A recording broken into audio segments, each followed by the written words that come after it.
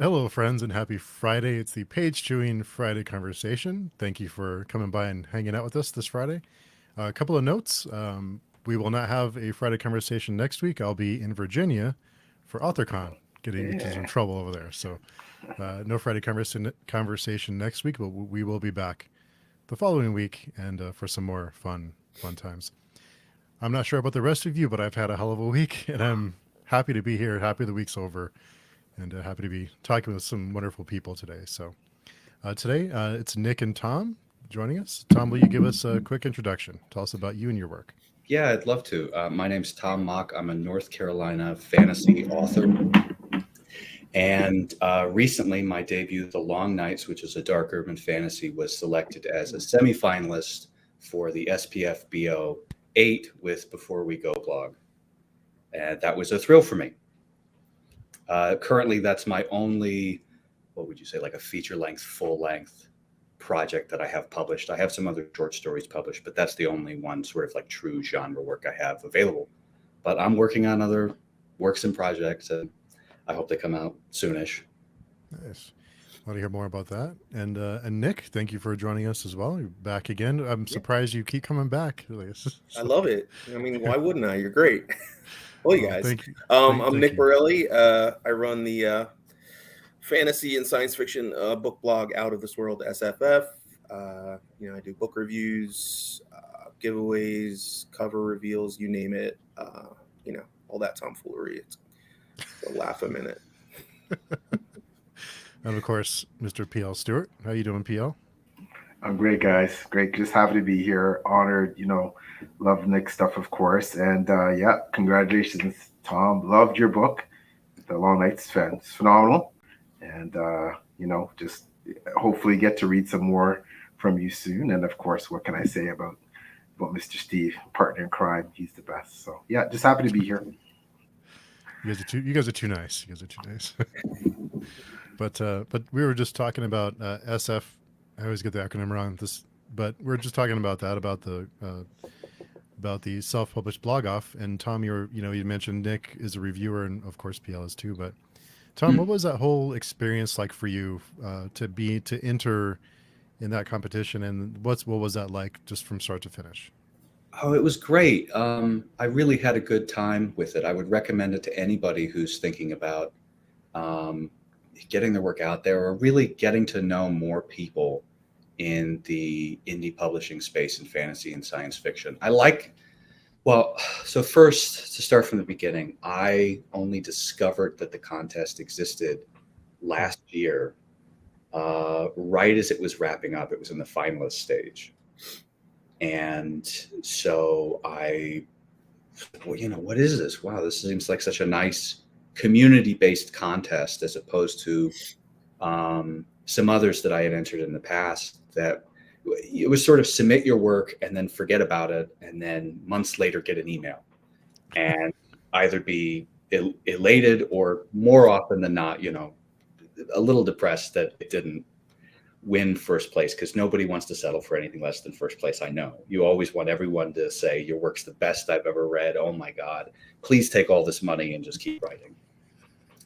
I just like so much that there's a dedicated Facebook page for the community around the contest, and you can really get a chance to know other authors as well as other readers, and that it's a contest that it has an ongoing nature to it, as different bloggers and readers give each work its due, more or less.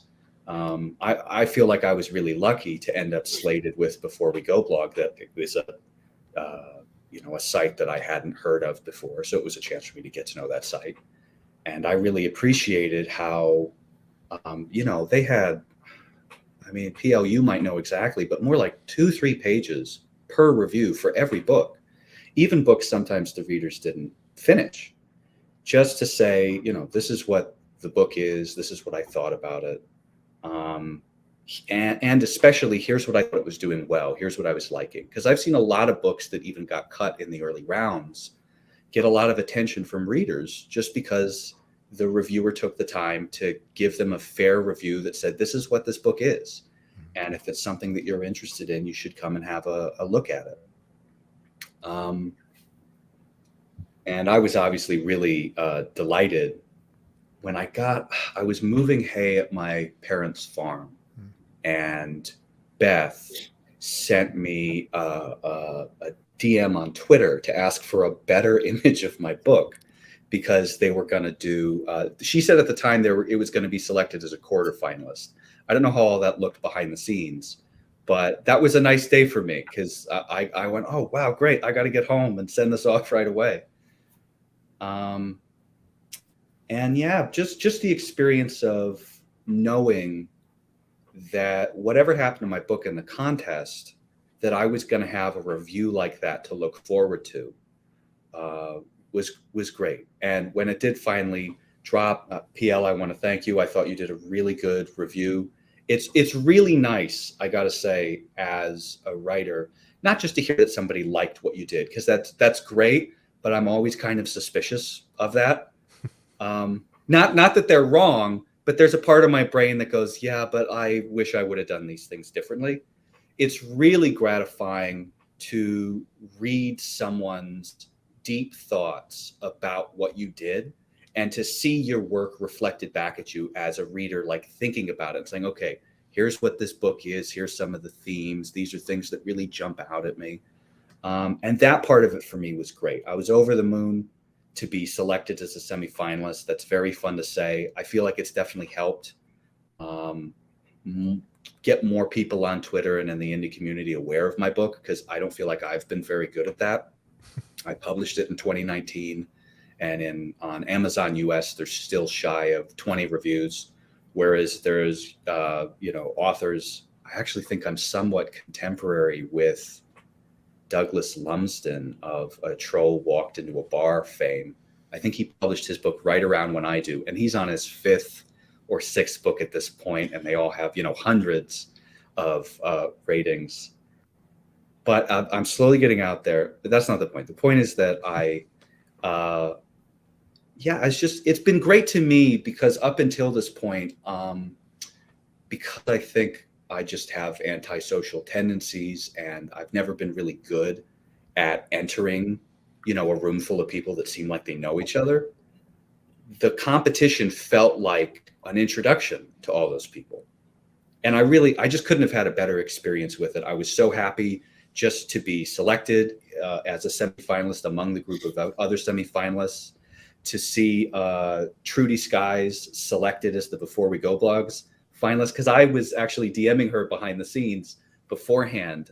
She was sure that she was not going to get selected, and I was just sort of pumping her up, telling her, yeah, you never know, you'll knock them dead. They don't know they'll never know what hit him. And I got the chance to actually DM her. She had seen that I had been selected as a semifinalist before I saw it go up, and I got the chance to DM her when she was selected as the finalist. But she's in the UK, and they put up the announcement at like 10 p.m. So she was in bed. And so I got to DM her and say, I bet you're probably asleep, but you're going to wake up to some real excitement. And that was fun for me too. And she's an author who I think otherwise I just never would have been able to connect with, and I wouldn't have known about her. So I can't sing the praises enough for the contest. It feels so much like a community contest. It's very transparent. And you get to follow along with the mounting excitement and enthusiasm, and read now. You can go out and read now all the books that are the finalists right along with the judges, and make up your own mind and, pick your champion. Yeah. It's a great competition. And Nick, what is it like for you on the blogging side, on the reviewer side? How does that whole process start, or what's your way of tackling all those different books and writing reviews for them? Sure.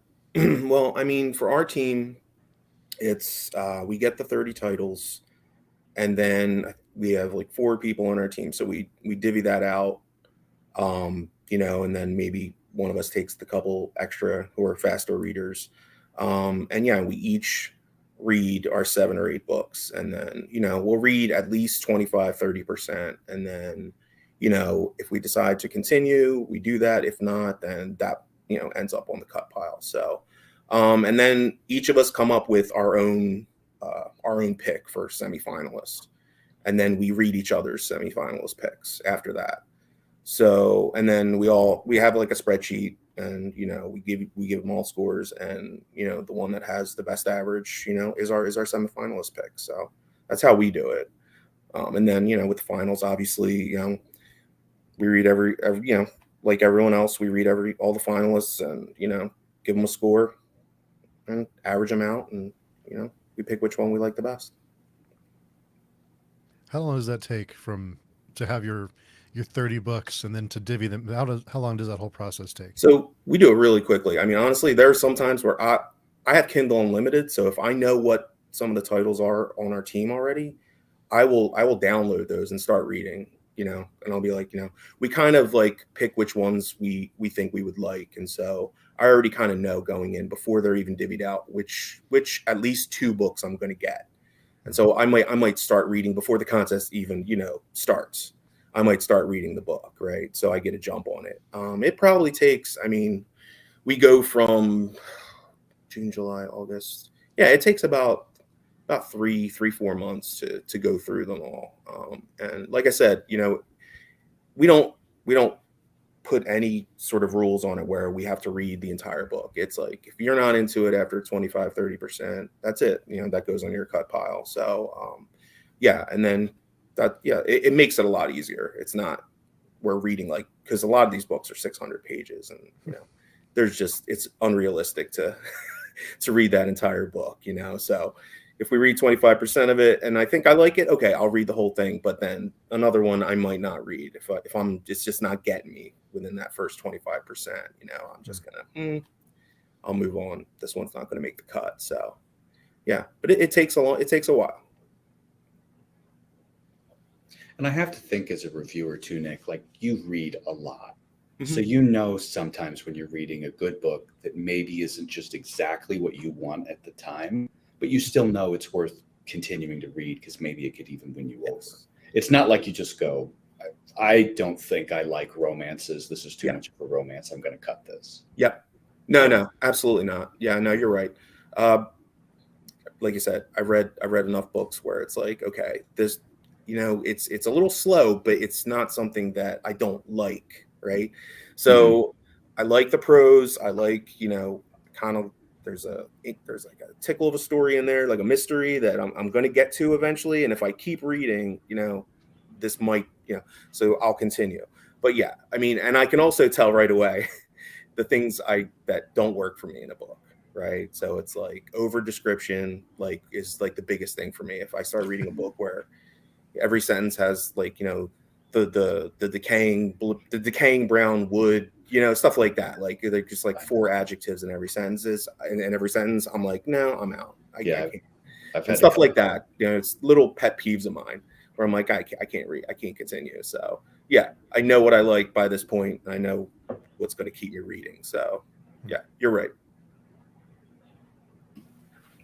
Yeah, absolutely.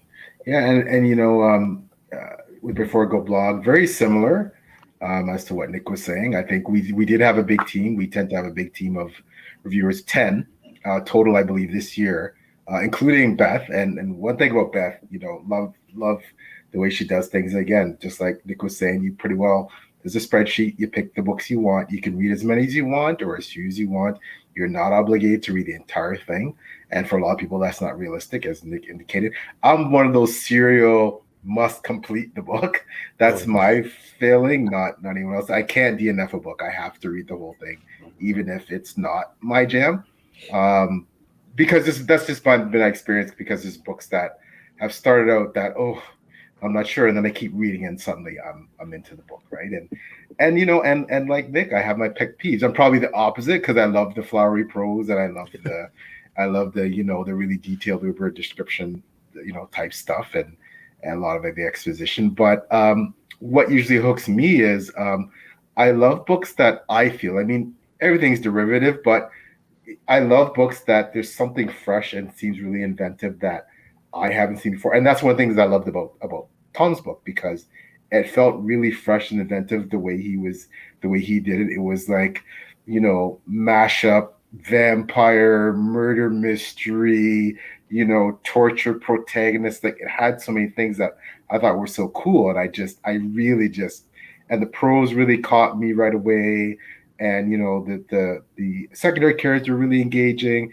And I mean, I don't want to give away spoilers. You haven't read the book, but there's a character that's just incredible, and and he's the bad guy. So it was just and the form that he takes is just it's just off the charts. I just loved it. So it hooked me pretty well right away. I think everything that Tom said was so accurate, that the contest is just such a family affair, and you feel like you're part of this community, and you feel like the whole eyes of the entire self published fantasy community is on the contest, and the hype, and everybody's looking for the next review, and everybody's looking to see who makes the cut and who doesn't, and who's the semifinalist and who's the finalist, and and then the beauty thing of it is it's evergreen. Then it starts all over again as soon as the champions. Then we're already talking about next year, right? And that's one of the things that I love about it, and that excitement is so constant and it's so continuous. I think SPFBO, I definitely think that you can really increase your exposure. If you're someone who perhaps hasn't done a lot of marketing as self-published author, hasn't done, entered a lot of contests, I honestly believe this is the one you do. It's free. It doesn't cost you anything. That automatically you're going to get 10 quality blogs, very reputable and well-represented blogs involved, right? Like the caliber of people, activity, like Nick for Nick's blog, and that type, like the leaders of these blogs are, they're really affluent, influential in the community, and being influential in the community, people are going to have eyes on your review on their website because they're posted on there, and then on top of that, there's all the cross posting and cross tweeting and putting out on Facebook, and beyond that, I mean. I always love this because I'm not sure if everybody knows, obviously Nick and Tom and Steve would, but so if you make the finals, Mark Lors himself puts out this review on your book, and he doesn't read it necessarily, but he says, hey, this book is a semi-finalist, is a finalist in SPFBO. It must be good. You should check it out, and there's links, right? And that alone is just, I think, worth the price of admission if you can make the finals and to get that review. It's like, that's just the money shot. It's just like, So, I think that, with the amount of, and let's not forget, with the amount of authors in the past over the last few years of competition that have successfully gone on to get traditionally published book deals just because they've been in SPFBO and done well as semi-finalists and finalists and win the contest, that alone is just like, I mean, what a plus, right? Like, you have so many eyes on you, the eyes of traditional, if you're looking for that book deal, the eyes of traditional publishing executives, like everybody's watching this thing, right? So, can I cut in? Yeah, absolutely. I just want to expand on what you're saying. I mean, it's become like, now that we're in the 8th, I mean, it's become this, it's almost like the NFL draft. It's like, the day where all the 300 books are picked, like people are like live tweeting it, and they're giving updates and who's this one, what group's this one going to go to, and this one looks interesting, and then during the contest, like you said, people read along with the books that we're reading. So like other bloggers who may not be judges are also, and it become by now it's become so big. Like that first day when he opens the submissions, it's like, I mean, I don't know what to compare it to. It's like, right? It's just like, it's the NFL draft or, something like that. It's like people are so into it, it's crazy. And it's great. Great analogy. It's great. That's a perfect analogy, NFL draft. And, you're looking, as Nick so aptly pointed out, you're looking for your slot where your book is being slotted. And I remember when I went in, I got before I was part of the blog, and they're calling my group the blog of death. We had like some of the top self-published authors. We had Rob Hayes, we had Ben Galley, and you look at, we had Clayton Starr. You look at this and like, no chance. You know what I mean? But that doesn't necessarily mean you're not going to make it, right? And that's the beauty of the parity and the volatility of, just because that person's a big name and they've won the contest before, or semifinals or final, doesn't mean they're going to make it out of the blog. That's exactly what happened in some cases, right? So the unpredictability is really cool. It just adds that level of tension. So yeah, but I mean, for Taylor, I know obviously she's a judge and an assistant editor, and this is her first time. Love to hear what she has to say about SPFBO and the whole experience. Yeah, sure. So first off, sorry I'm late. It's become a thing, It's early morning here, but I get here when I can. So I really apologize for being late to the guests, but PL and Steve are used to it. So for Friday conversations. But it looks like I came in the middle of just everyone talking about SPFBO. Was there anything specific you wanted me to talk about, or just in general? Yeah. In general. Just in general. Okay. Well, first off, Tom, congratulations for being part of the competition. I was, part of the Before We Go blog team, so I was not part of the people who read your book, but I heard really good things about it. It's been a really interesting experience for me for many different reasons. I would say overall, overwhelmingly positive. The slush pile that we got at Before We Go blog was pretty incredible. We really had a hard time choosing who was a semifinalist and a finalist, and that's a good problem to have. So I'm not complaining about that at all.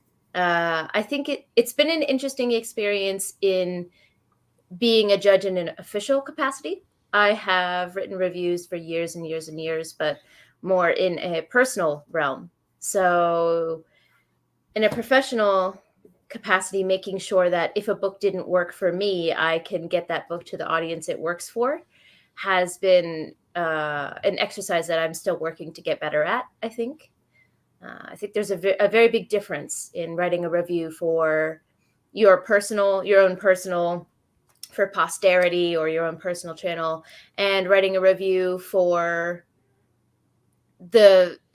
exclusively for the eyes of others, if that makes sense. It's a very different headspace to be in.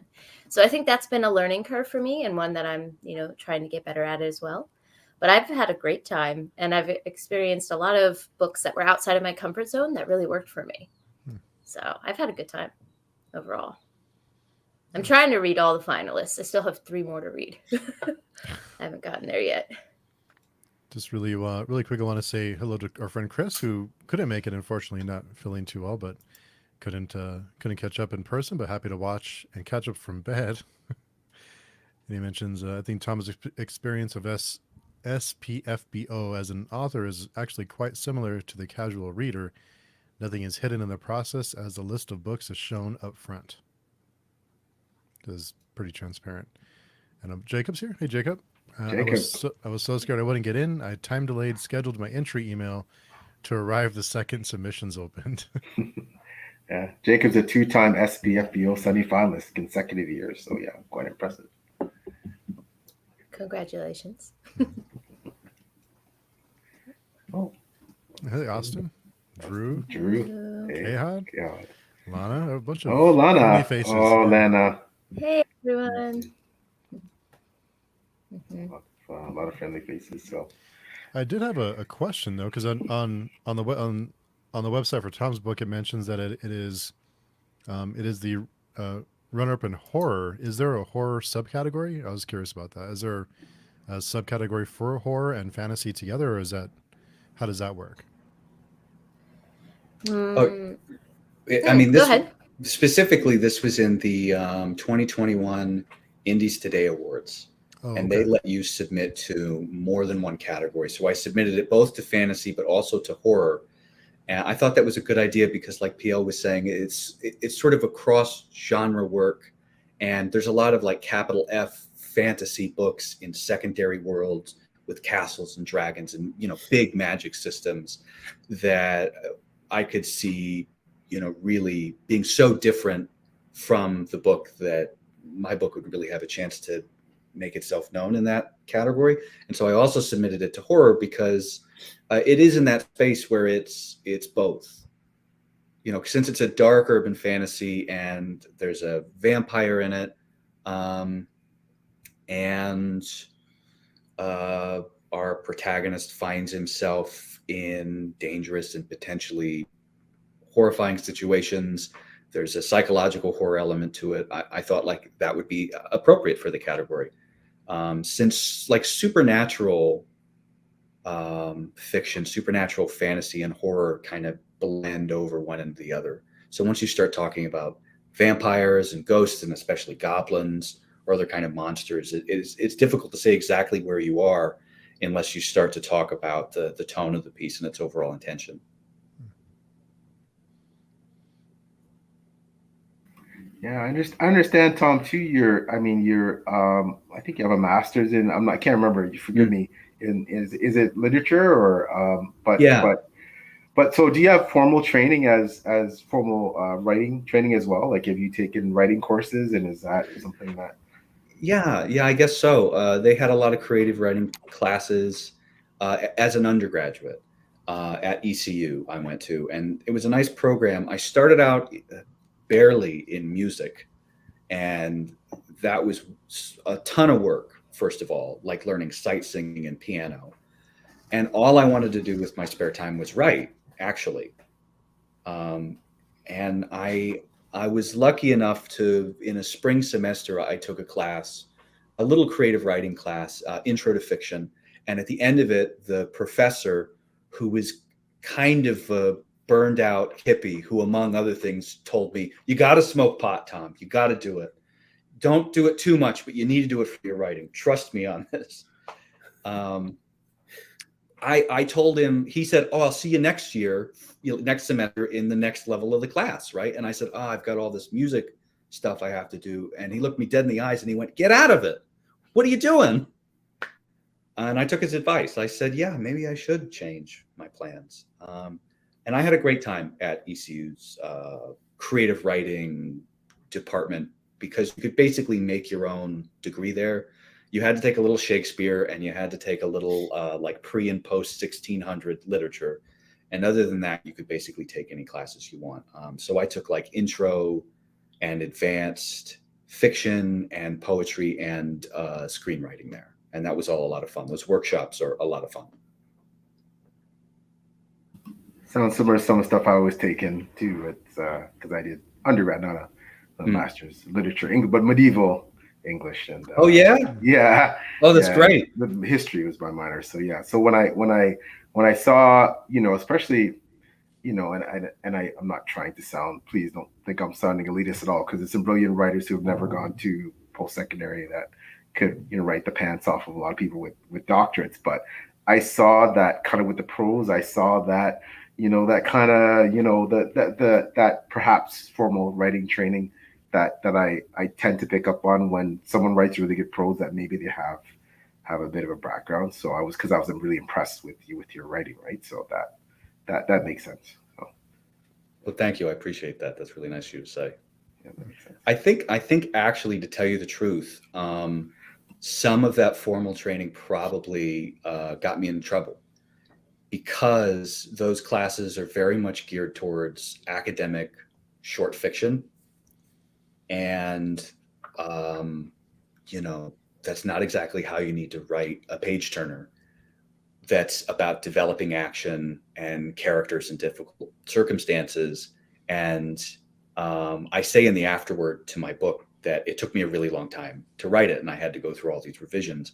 And part of the reason for that was because instead of paying attention to the story and driving narrative action, I was spending a lot of time, in little scenes and with lots of description, like Nick, you were saying that you don't like. But the problem wasn't just because there was lots of description, is I was putting in lots of description about stuff that didn't have anything to do with the action of the story, because I was just looking for something interesting to happen, to like jump out of the page and happen to me. But then the problem was, when I was coming back to revise it, I said, well, I spent a month on this chapter. I need to keep all this stuff. It's so important to the characters and the tone of the piece. And then I'd show it to someone, then they'd go, "It gets really boring in the middle. I'm sorry." Or I'd give it to a friend and I'd check up with them to be like, "Are you still reading it?" And they'd kind of go, I stopped. I don't know. So yeah, it's not like a silver bullet. I would imagine that balance is pretty important. Sorry, Steve. Yeah. Go ahead. No, I was going to say the same thing. No, go ahead. Well, I would just imagine that the balance is pretty important depending on what you want from it, right? So, I was not a sort of like for English major in university. I was a linguistics major, but I took a lot of Victorian literature classes. There was a teacher that I loved there that just made me want to take his classes over and over again. But talk about books that spend a long time on things that don't move the plot forward. That's Victorian literature for you. So I find it really interesting how that can truly work and bring joy to people who go into it expecting that. But if it's not what you expect, or if it's not what your aim is, it can derail the whole situation, kind of as you described. So I find it so interesting balancing, because clearly you have the ability to use those techniques, but balancing when to use them and purposefully applying them seems so important when you have a specific goal in mind, depending on the genre you're going for or the type of story you're trying to write. I've never been a writer, but I imagine everyone speaks of it as a craft, right? Something you have to work to get better at. And I imagine that's a huge part of it. And getting that feedback from people as well is also pretty big. Yeah, Yeah. definitely.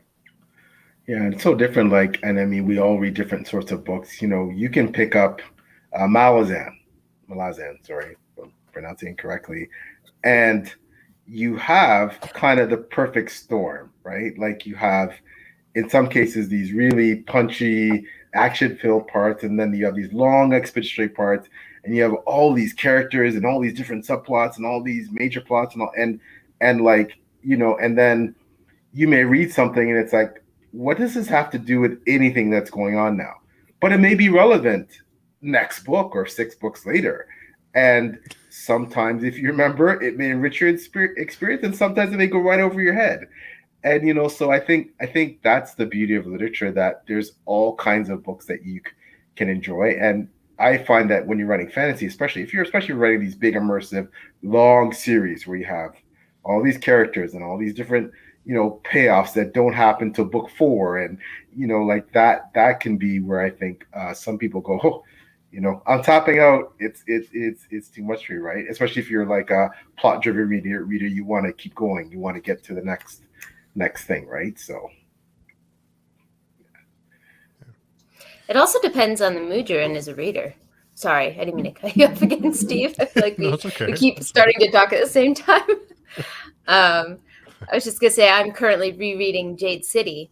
I'm very excited. I have a live tomorrow over on Dear Dr. Fantasy, Mr. Philip Chase's channel about it. And I love that series, so I'm going in with a bias already. But it is one of those series that does kind of what you mentioned, where it'll be fast-paced action, and then we stop and do these little tiny scenes with the characters. And without them, it wouldn't be the amazing book that it is.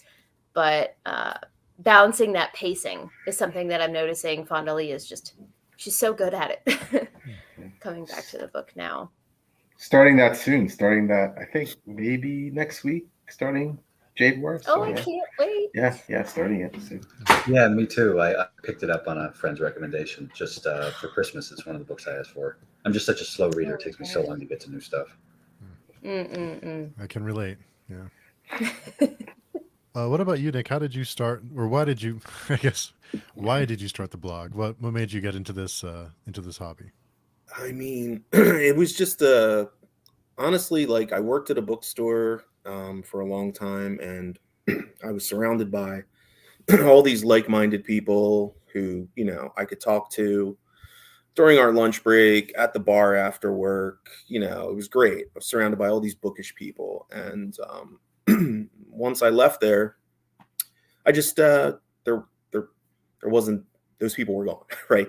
They were still my friends, like we still talk, but like I felt like it wasn't the same, because like I need to talk about books like almost every day, right, to somebody. So I figured, why not just start a blog and just as I'm reading these books, just shout out into the void, put them on my blog, see if anybody cares, right? So it's like, it's just an outlet for me. it's just a way to express my feelings about, you know, the great books that I read. I love science fiction and fantasy, and it's like a passion of mine. So I just needed an outlet, you know, and it's like I got lucky enough where people actually, you know, enjoyed my reviews, started reading my blog. I got on Twitter. It snowballed, and then I got with this awesome community of book people here. So it's like, you know, for me, this is my perfect life, right? Like I get to talk about science fiction, fantasy books, and, you know, with like-minded people, friends of mine now. So and it's great. I mean, you know, it's a great outlet. It's something that I really enjoy. Yeah, you write great reviews, man. I like your Oh, reviews thank a you. lot. I appreciate that. Great reviews. That's always nice to hear. I'm really self-conscious about my reviews, and I think a lot of Really? people are. Oh yeah, Well, yeah. No, I get it. Yeah, I am. Too. I am mean, I edit, re-edit. I mean, I change it, and oh, this word stinks. Let me check out, see if there's a better word for that. Do I hit publish now? Is it okay? Yeah. Oh, I stress about them, but yeah, I'm always happy when people are like, "Oh, you write really good reviews." I'm like, thank you. Yeah. I appreciate that.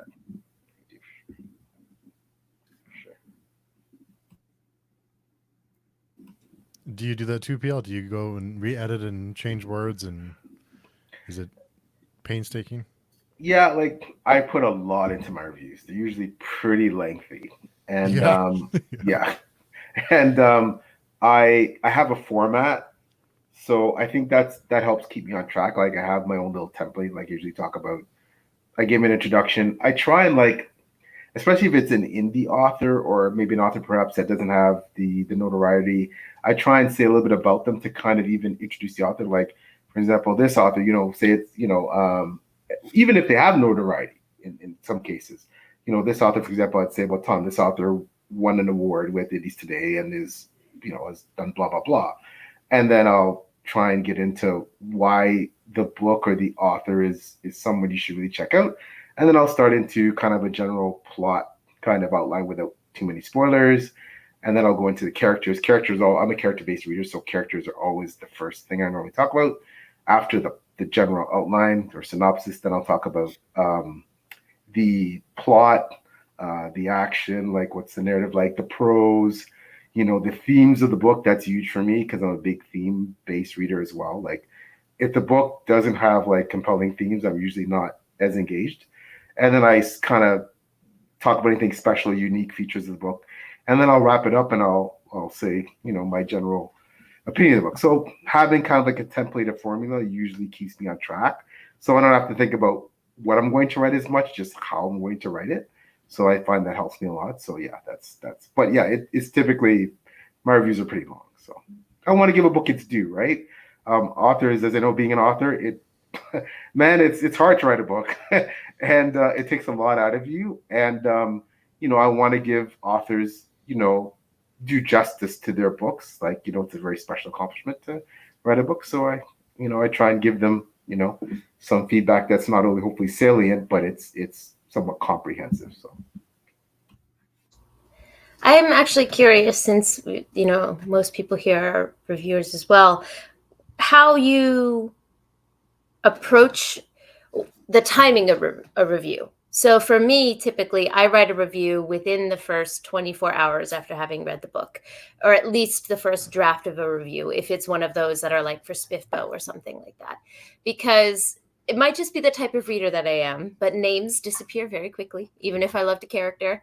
Details, little things that I wanted to talk about. Oh, I loved this scene, or I loved this, you know, device that was used here.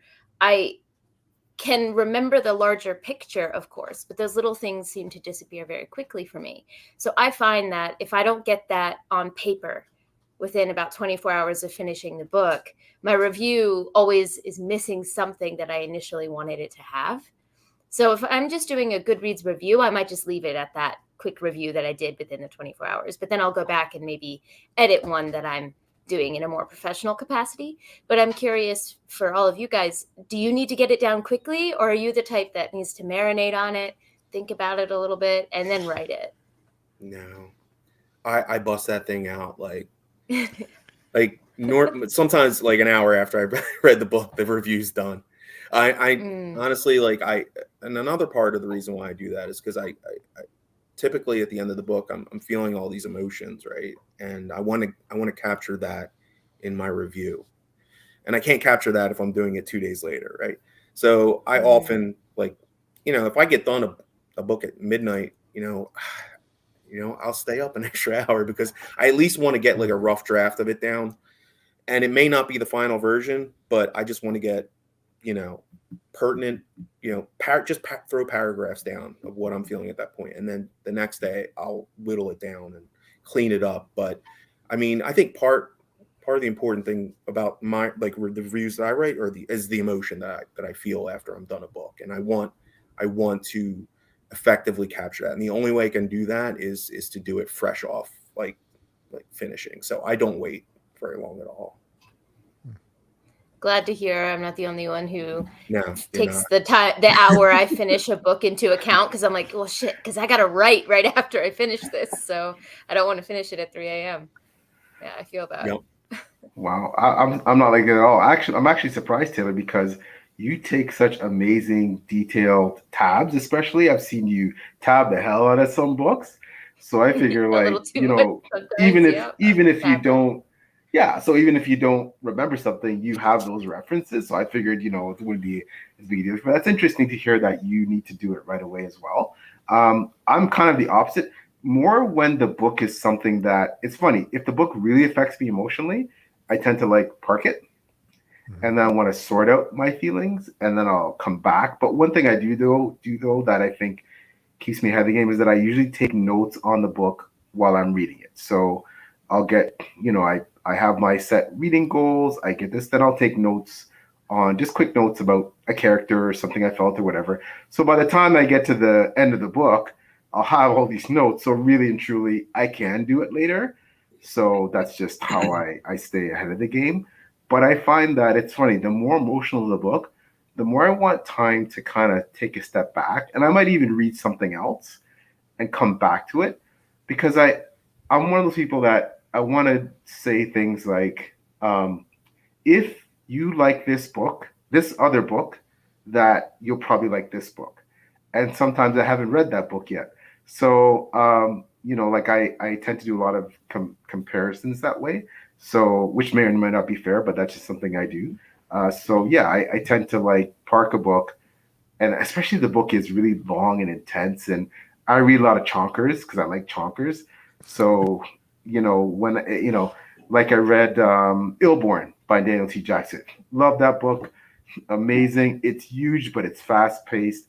But when I was done, I was like, whew, I just need to put that down and read something else and come back and write my thoughts later. So that's just me. What about you, Steve?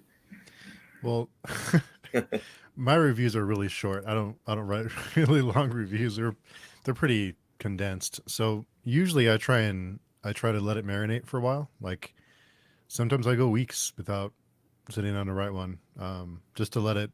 I kind of have ideas in my head of kind of things I want to remember, or mention, or things I liked or didn't like, or themes that I pulled out of it. But depending on the book, sometimes I like to sit on it for at least a couple of days. But sometimes I feel like I need to, and then sometimes I'll let it simmer, and then more things will kind of come to me, or more things I hadn't thought of before. So yeah, I usually wait a little bit before really putting it down, which is probably frustrating sometimes, but I like to let it marinate for a while.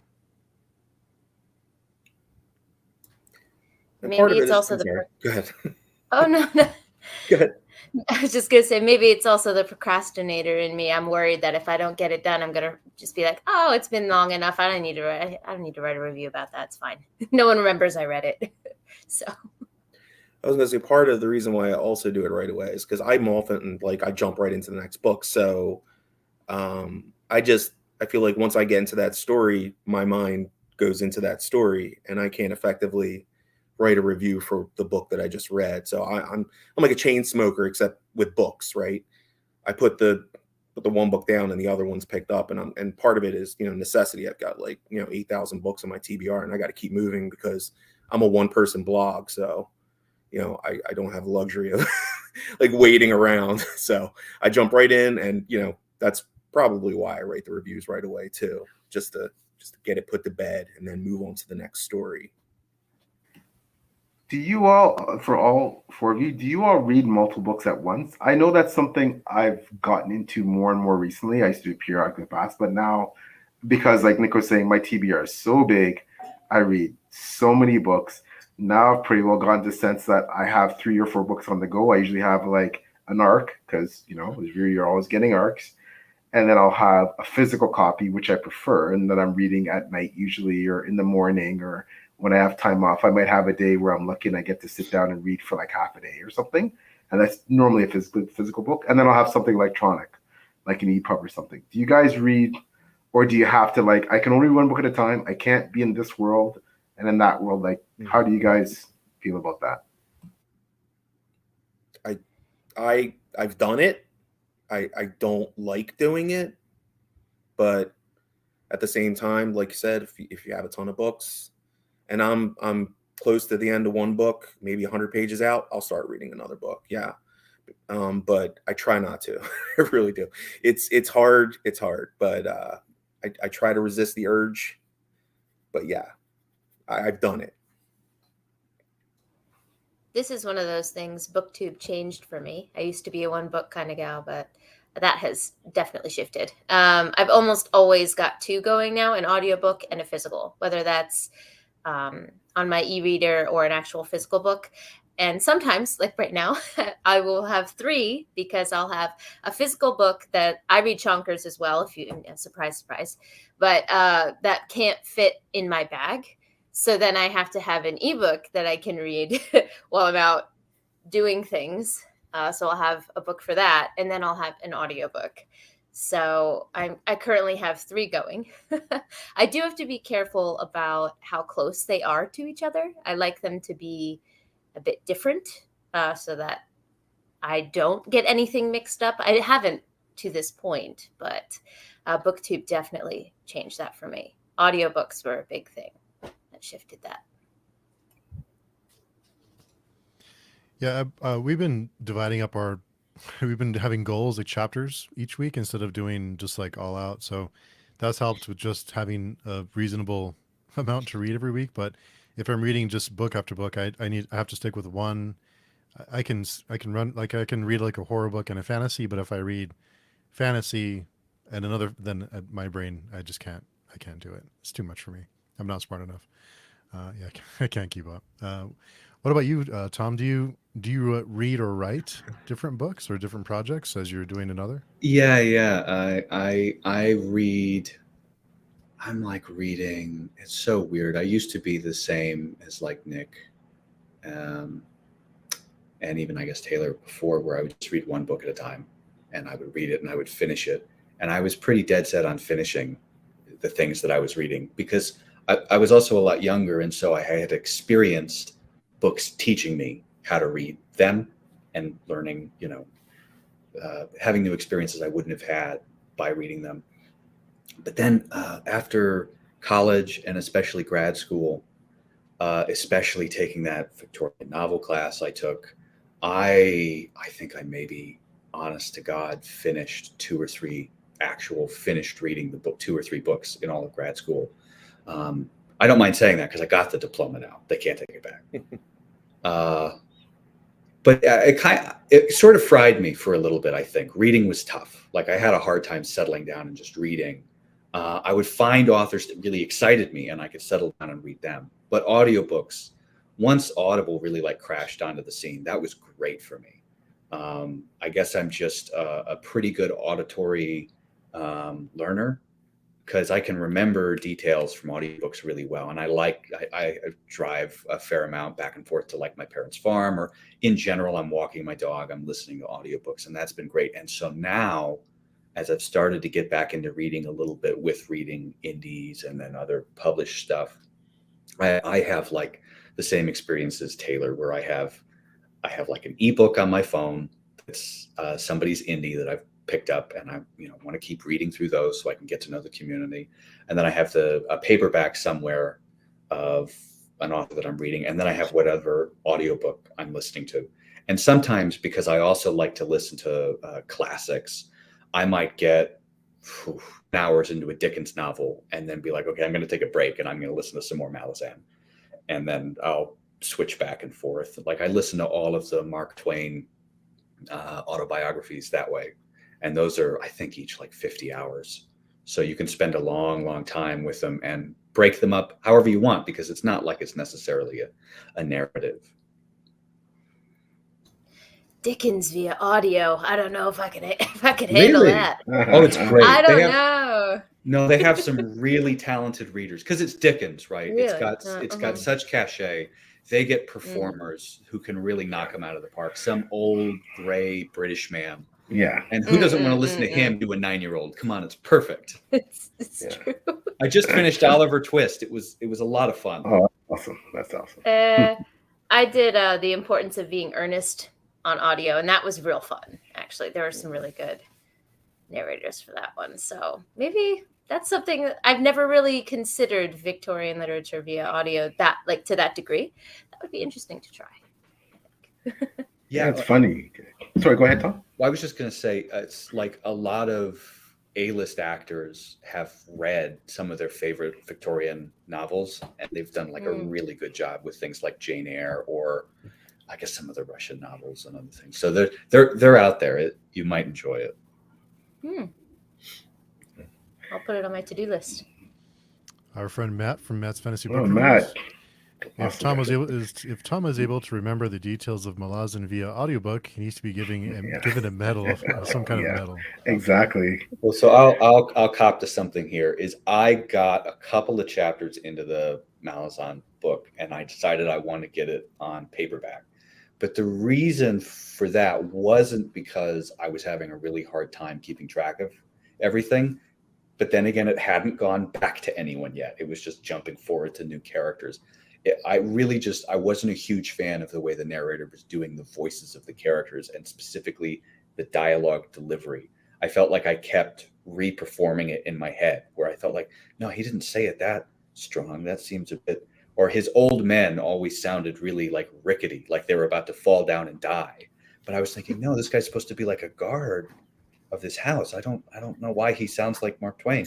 But yeah, I have heard from people who have, read all of Malazan that they don't understand how anybody could ever listen to that and keep everything straight. I could not listen to. There's absolutely no way. I'd get lost. I think I'm about to go into book 4. Yeah, I finished Dead House Case. Yeah, so I'm about to go to book 4. And I'm thinking about my Malazan experience so far. There's absolutely no way. I couldn't read Brandon Sanderson. I've only read one of his books, Way of Kings. I couldn't do that audiobook. I couldn't do Jenny Wirtz, one of my favorite author, because she writes so densely and so lushly. I couldn't, like those, especially those immersive. Like I couldn't do the audiobook. I don't think. But I'm curious, what's everybody reading right now? What's everybody getting into? Well, Big deep breath, Nick. Yeah, everyone's like, all right, well. Go for it. No, go for it. I just you had a big sigh before you're thinking about, what do I have in my TBR? Go ahead. What am I reading? Good work. I'm doing, like I said, the reread of Jade City. So I've started. That's my physical right now. Last night I finished my ebook, which was what's it called? On Lavender Tides. Basically, a really, really fun indie. It's very wears its inspiration on its sleeve. It's like a Pokemon based book. I thought it was middle grade, but it's not. There's quite a bit of cursing in it. I was very surprised. But it's definitely written for people who grew up with Pokemon, like my generation, and want to kind of relive that. And it was a lot of fun. So I finished that last night, and I have to actually get my thoughts down for that this morning, speaking of reviews. So I have to pick a new ebook, which I might go with Dragon Mage, which I've heard nothing but amazing things about. I know it's a chonker, though, so I don't know if I want to take on another chonker while I'm doing Jade City. We'll see. So I have to choose my next ebook. And then audio is currently Dance of Thieves by Mary E. Pearson. It's one that I've had on my TBR for ages, and it's one that I just need to check off. It finally came in from my library.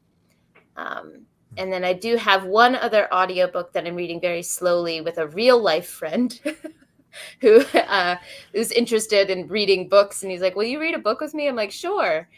But it's been a learning experience how like normal people read.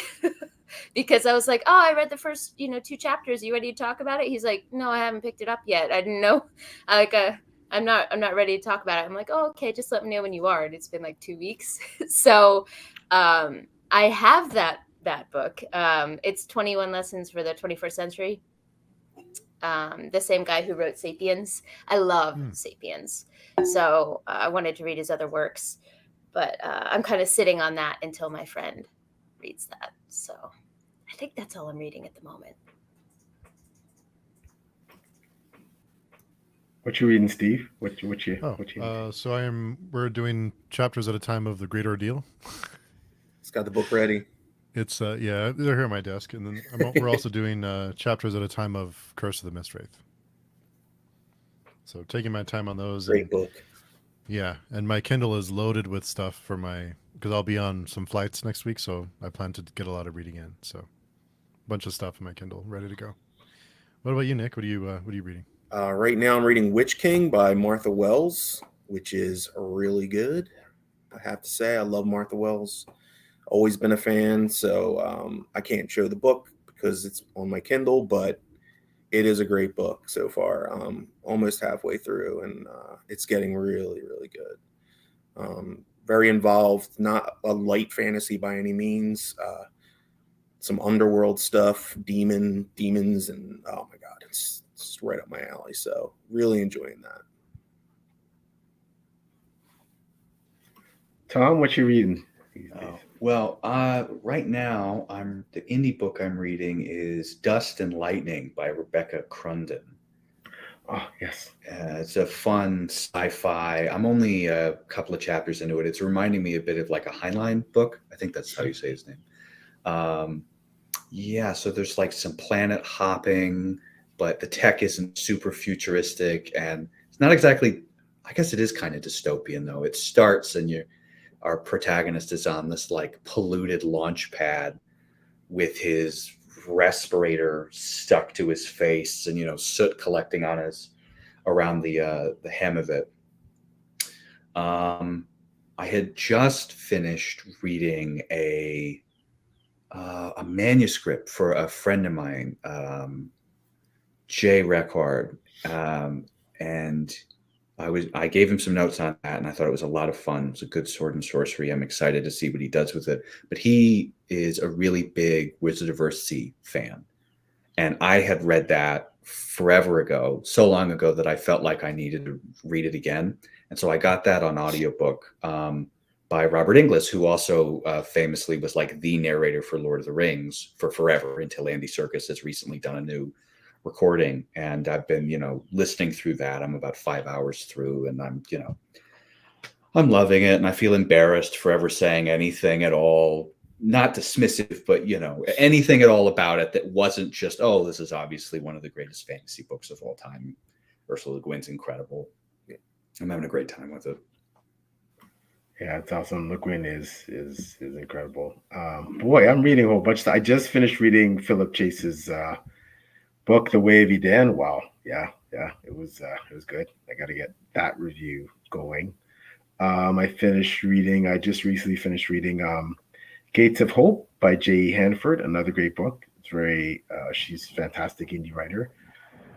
And I read Jenny Wirt's book 5 in the Wars of Light and Shadow, Grand Conspiracy. Oh, that was phenomenal. Yeah, finished that. And I'm also currently reading like really 2 anthologies. One's called Shadow over Doggerland. The other one's called Shapers of Worlds. That's more sci-fi and fantasy. Those are more electronic. And I'm also reading The Skin by J.E. Hanford. Wonderful. Wish I had the book. I should have the book here. Her covers are just amazing. And plan to get into probably Jade War next. That's probably going to be maybe my next read. So yeah, we'll see where we go with that. But yeah. So many books. Right. Alicia's is here, Birdie in the Books, and Alicia has launched the new channel, so be sure and go check it out. Congratulations. It's always good to see some new channels and friends launching new channels and trying to get things going. So go support that channel. My friend Joao is here. Good evening, Joao. folks. It took me years until I discovered Stephen Pacey's narration of the First Law trilogy to be able to get into audiobooks. I've heard nothing but amazing things about those audiobooks. Yeah, First Law is one of my favorites. I have the second series, Age of I just haven't got to yet. Age of Madness, it's on the shelf, but I haven't got to yet. But First Law, yeah, love it. Our friend Joseph is here. Joseph just started Iron Gold after finishing Briefcases of the Dresden Files. Our friend Sebastian's here. Hey, Sebastian. Reading books with people in real life is wonderful. Just co-founded a book club with friends, and it brings me so much joy. Yeah. His book's on my TBR, Purple Prince. Looks really good. Yeah. Good stuff. Yeah. Good stuff, yeah. We just had our discussion for that a few days ago, last week. Yeah. And our friend Aaron wrapping up Fool's Fate. Pride and Prejudice is next. Some chunkers. Chunkers, yeah. Pride and Prejudice was fun. I read that for the first time. It was, it was Regency, not Victorian, so it was outside of my range for a while there. But that's a really fun book. I had a great time with that one. Yeah, I was talking about that with my girlfriend recently. I wonder if that book is the first incidence of the romantic trope. Oh no, you have a fever. I have to take care of you now. I don't know. That's been used so much. It's hard to know the origin of it, right? It's right. used to this day. It's like, awesome. this is the timing. Someone's going to get sick soon. We need an intimate moment. So. Well, it's funny. This SPFBO, there were tons of Regency / cozy fantasy, like tons that really did well in this current SPFBO. I guess it was the year of the cozy fantasy. Blame Travis Baldry, I say, because he seems to have started a thing. He was on with Steve and Taylor and a a month or more ago now. December? Yeah.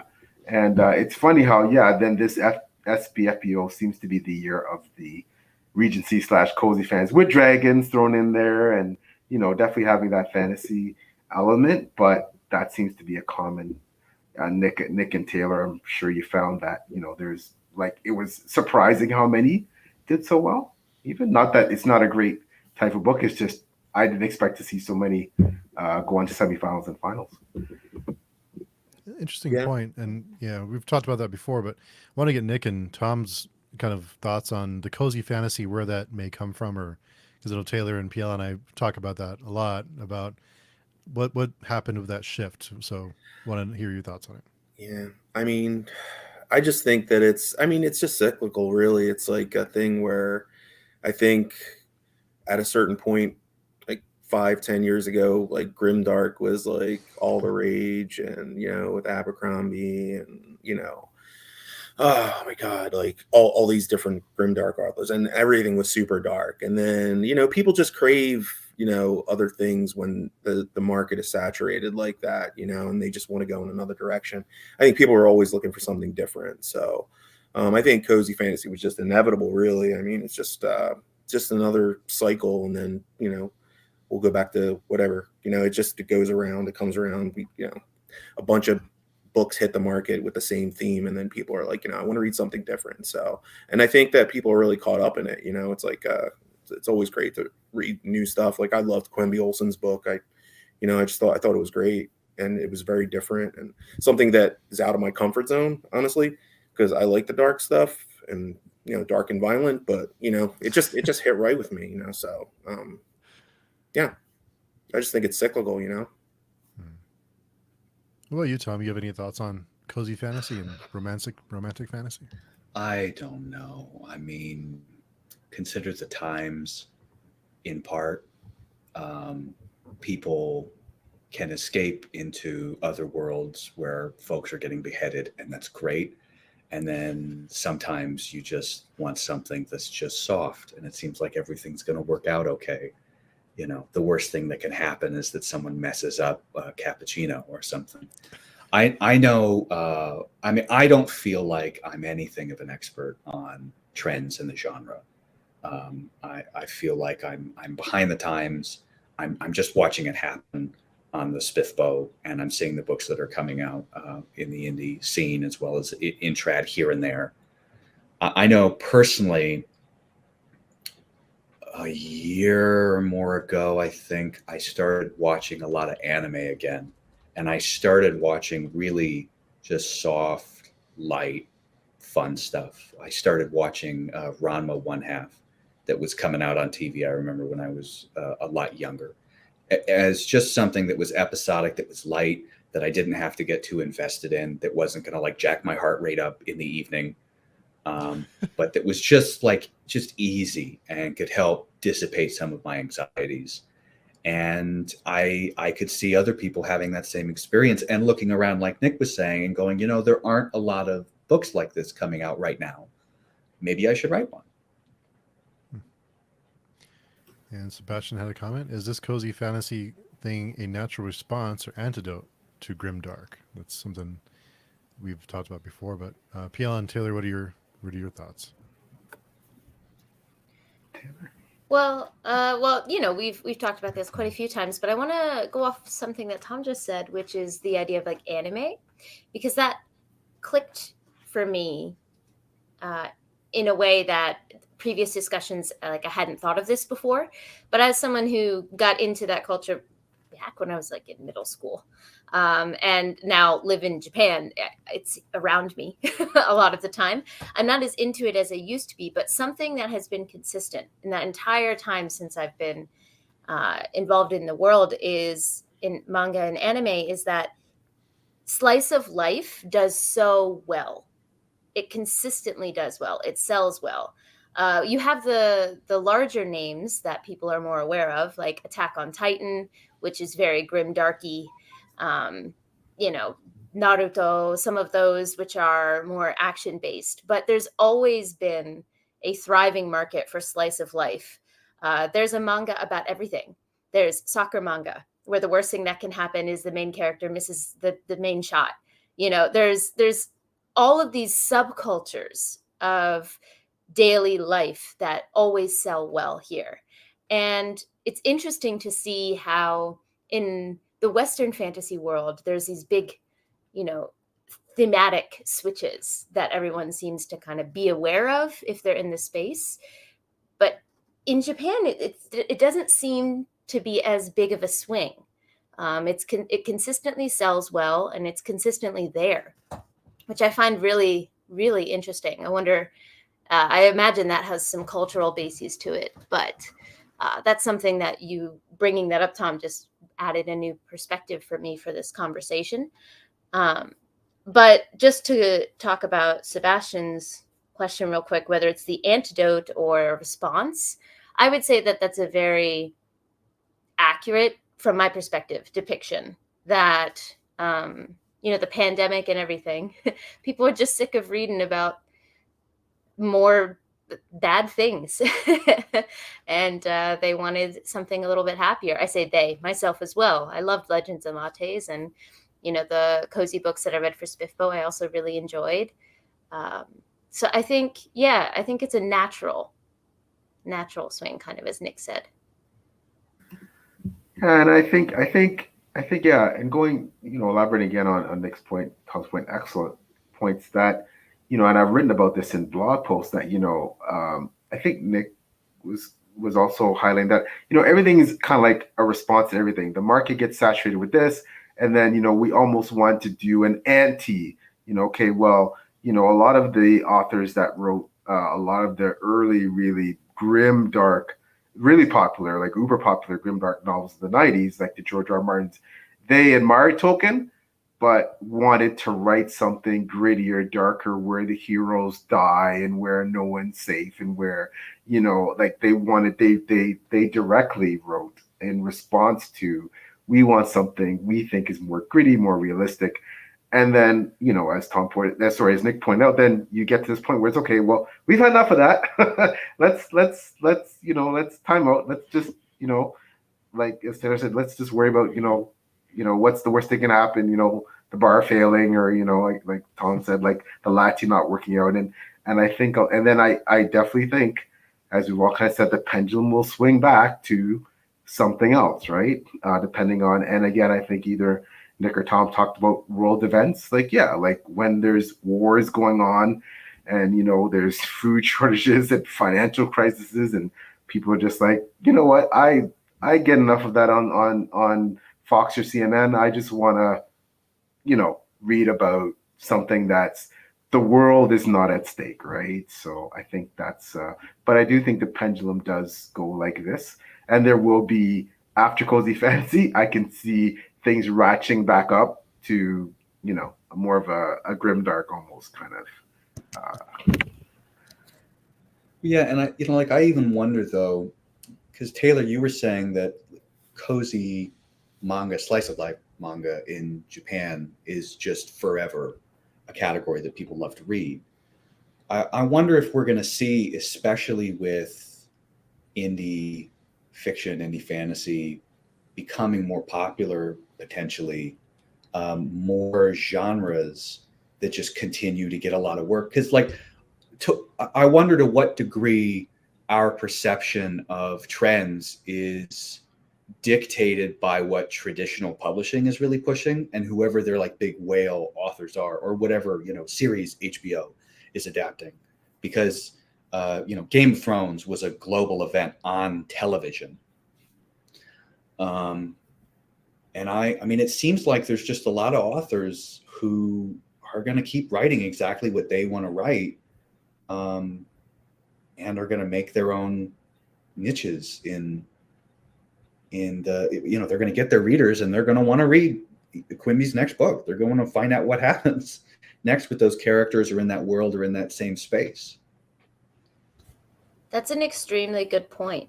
And I think that you're definitely onto something there, because one of the reasons I think that slice of life and, very niche markets of manga consistently do well is because there's so many authors here. There's so many. If you go into a manga section here, there's going to be a million people you've never heard of, but they're still being sold. And I think that indie can have that same effect in the Western market, in the way that there'll be a bunch of new authors on the shelf. Well, maybe not on a physical bookshelf yet, but maybe in the future, or at least on the Kindle bookshelves, a lot more to choose from. And it's more of a direct connection with the reader. I like this thing. I'm going to pursue this thing. You don't have a middleman telling you this is the next big thing. But I do think that, the marketing push is always going to make a huge difference, because, in the same vein, a lot of the things that I mentioned that are known in the West, like Attack on Titan or whatever, those are the huge publishing houses in Japan, Jump and a bunch of other main companies. And those are the ones that kind of branch outside of the Japanese market. So I do think there's a place for both, but I think the options are definitely going to spread out. I think you make a really good point there.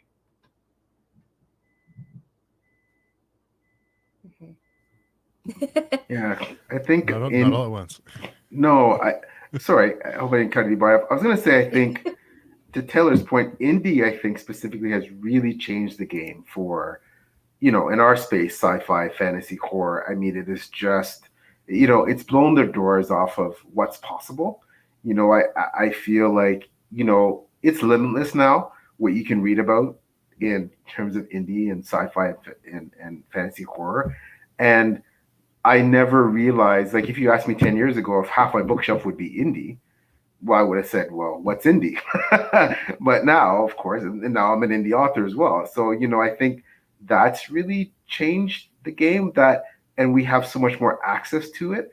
And now the way we buy our books, especially through Amazon, it's not like, I mean, if you wanted manga or you wanted anime, you wanted whatever, like something like Amazon, I mean, you can buy shoes on Amazon or you can buy anime.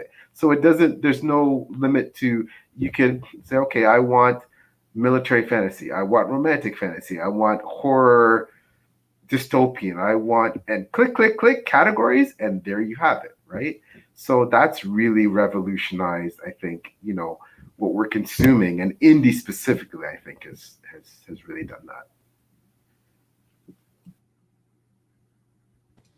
What do you think about that, Nick? Is it something you can think about? Yeah, I mean, I love indie. I think it's just the thing about indie that's great is that there are no constraints. There's no, I mean, a lot of times you might have a publisher, traditional publisher, who, an author wants to write a certain book, and the publisher might be like, that's not really, that's not going to sell. I don't think that, maybe like go with elves or something, like something like that. Whereas like, that's what's selling right now. Whereas I think like self-published authors, the great thing about it is they can write whatever story they want, and there's nobody to tell them that they can't. And so what you may think isn't selling, it's almost like, indie is like the experimental playground, right? We get, for me anyway, I've read so many edgy and just stuff that was indie that I don't think would ever get published with a traditional publisher. And I think that's what's great about indie. It pushes the borders. It like, there's no one to stop you and say, no, you can't publish that because, that's not going to sell in this market. They write whatever they want to write, and it's great. And I get to read a world of different stories.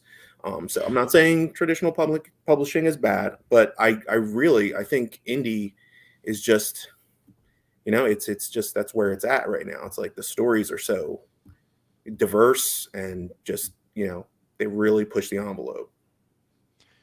Yeah, totally. And our friend Austin, I love slice of life, so I wasn't too surprised by its success. If anything, surprised by what took so long. And Joao, if you listen to Trad, Grimdark isn't selling, but if you look at indie, that's just not true. And Nick, you mentioned about the kind of the grittier, edgier books. One of the first ones that come to mind is The 11th Cycle, which I have a hard time believing that book would have been published by a traditional publisher. It would not. I don't think it would. Yeah. It's doing really well, though, it seems like. It's really well. Yeah, so many books. Gunmetal Gods, Emil Actor. He's selling that. Those books are selling like crazy, but a trad publisher would have passed on that. Illborn by Daniel T. Jackson again, and some of these authors have already shopped these books and not successfully sold them, and they've said, okay, I'm going to self-publish it, and then they sell like crazy. I mean, I honestly think that now with authors like Will White, what Brandon Sanderson. Funny we're saying that, Brandon Sanderson essentially having a publishing company and just being able to publish I think the whole game has changed now. It's totally wide open. And speaking of Sanderson and Kickstarters, I was about to mention, but go ahead, Taylor, take it away. I think we're on the same wavelength. No.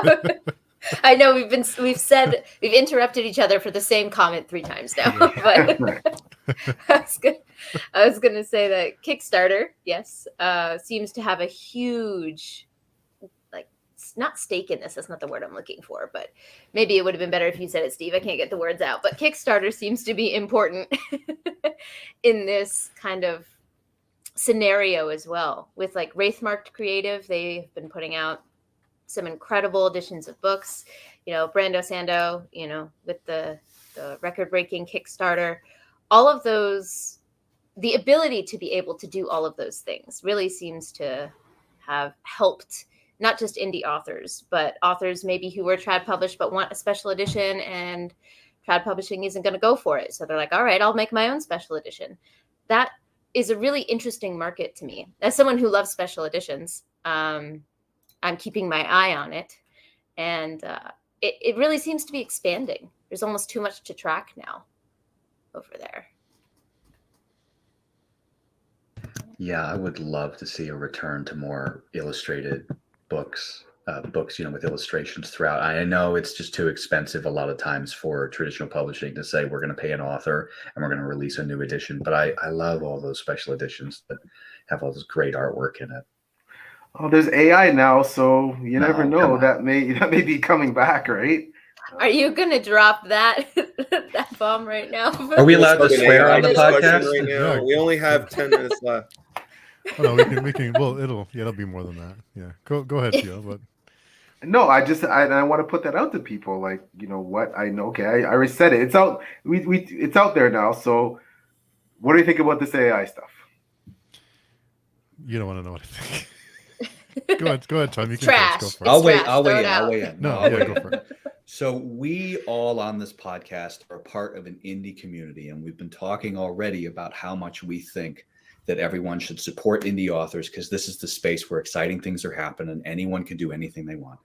Well, guess what? There are, just like there's indie authors, there is no shortage of indie artists who are just trying to make a living with their art, doing what they're doing. And you cannot support indie if you only go halfway and only support the people who are writing.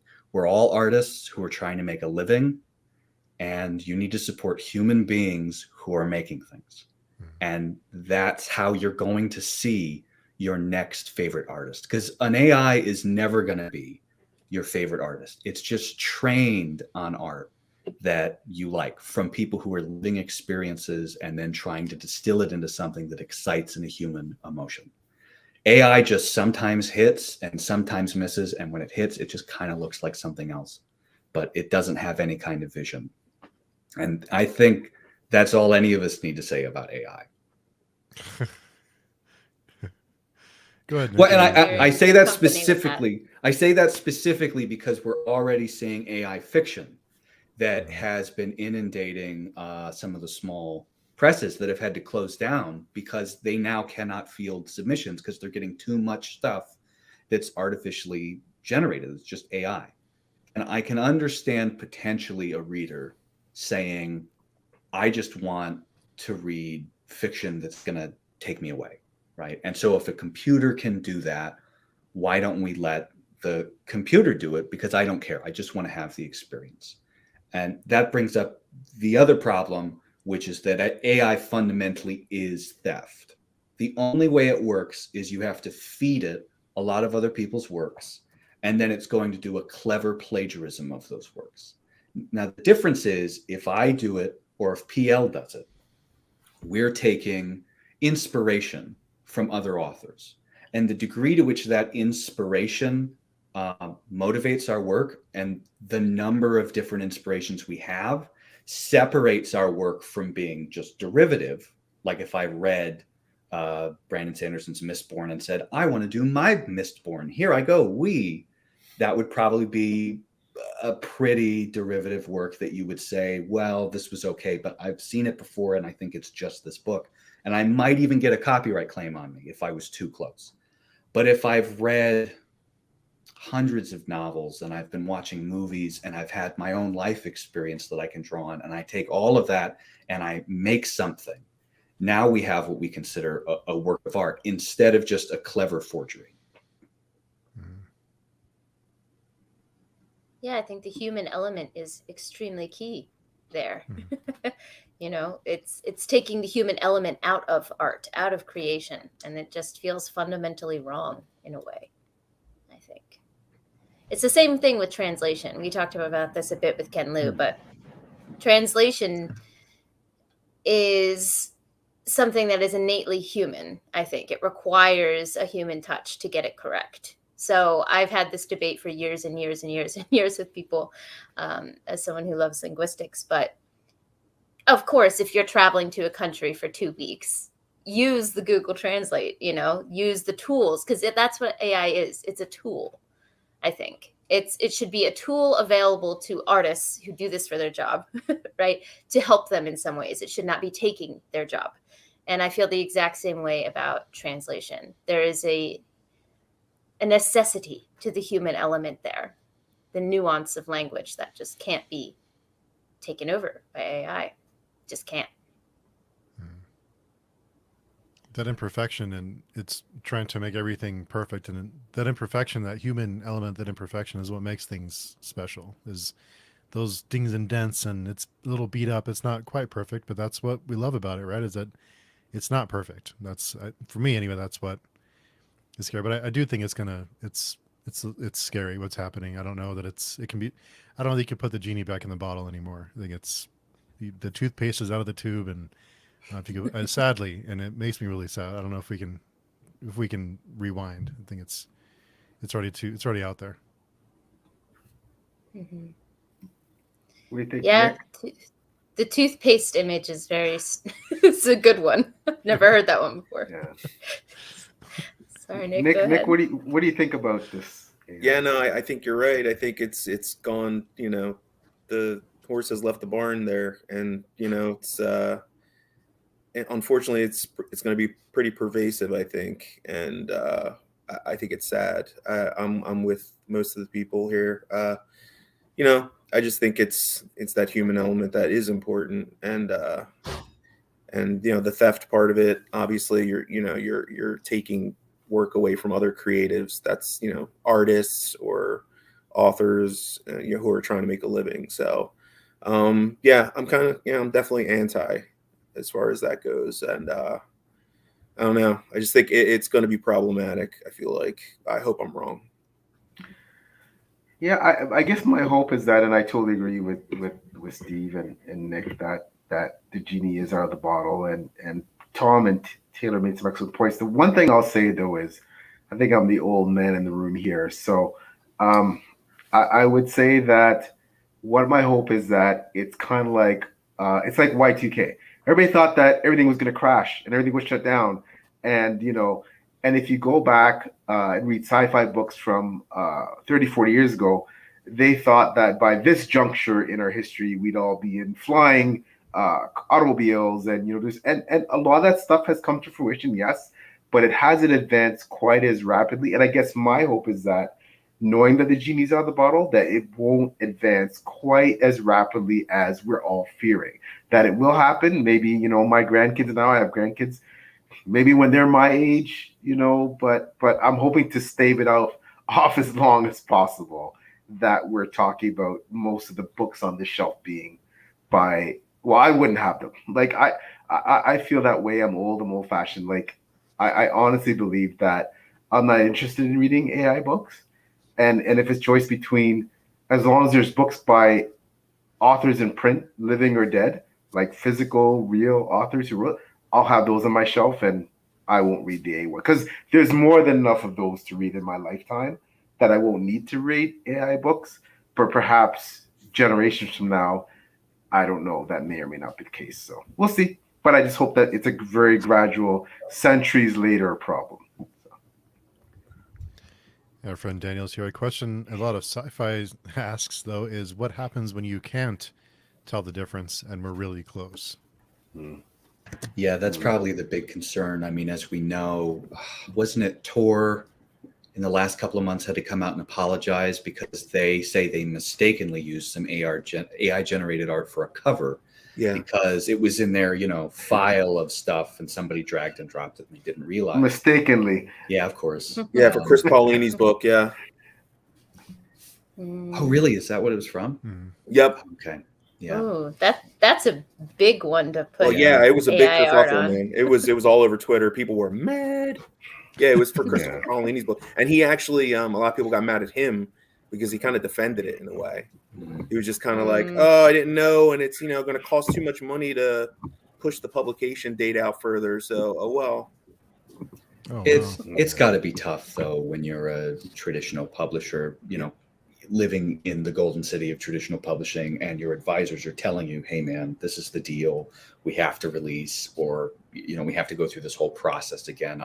I want to sympathize with him, because it's probably got to be a pretty hairy situation to find the whole internet mad at you suddenly, especially when you don't even really have much say in your cover to begin with. Yeah, that's an excellent point. Tom and I, we get someone to make our covers, we do it ourselves, we get stock, we do whatever. But when you're trad published and someone's telling you this is what your cover is going to be, they might not even initially tell you it's going to be AI. They may just say, "Yep, this is what your cover is going to be." Oh, and then somewhere down the production, "Oh, well, you know what? Yeah, we're going to make this an AI cover," but they never loop back. Imagine not looping back with the author, right? And I can see that happening, like honestly happening, just because of miscommunication. So I just think that hopefully we're a lot farther away from that point where we really, really have to worry about it than the next few decades. I'm optimistic, maybe. I think the concern now really is that potentially someone could use an AI to write the first draft of a novel, that they say, I want The Way of Kings meets any other big fantasy novel of last year. And then they'll just come in and clean it up so that we can't tell it's AI. Oh, wow. And what we do about that, I don't know. Because now if someone has actually put their hands on it and said, I'll change this enough so that people don't realize what I'm doing, that'll be difficult to catch. So probably what they just need to do is we have to have a new spate of digital rights where we can sequester our work away from AI and say this is not available for the public's use. That's what I was going to say. Is I think the technology is developing faster than we're reacting to it.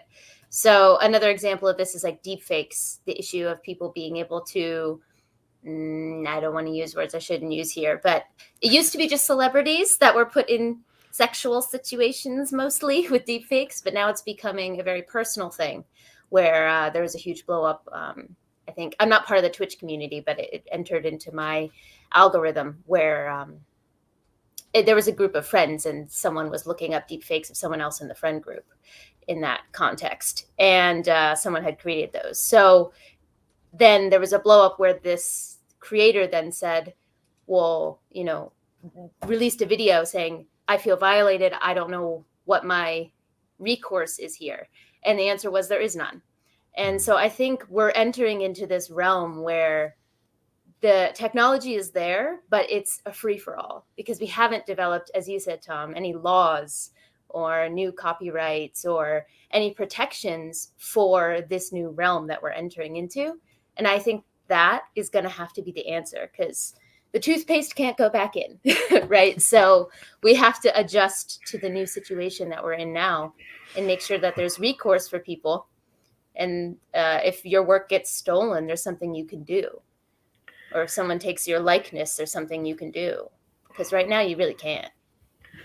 No, I think you're right, but we're so far behind on that. Like there's so many parts of, well, for one thing, the internet itself that is essentially unpoliced. I mean, we have things going now whereby, you have authors that have signed up for like Kindle Unlimited and their books are getting removed because of people plagiarizing them, but it's not them and they're getting their books kicked off. But because they signed, we're still coping with things like that, much less trying to keep up with AI, right? So that is scary.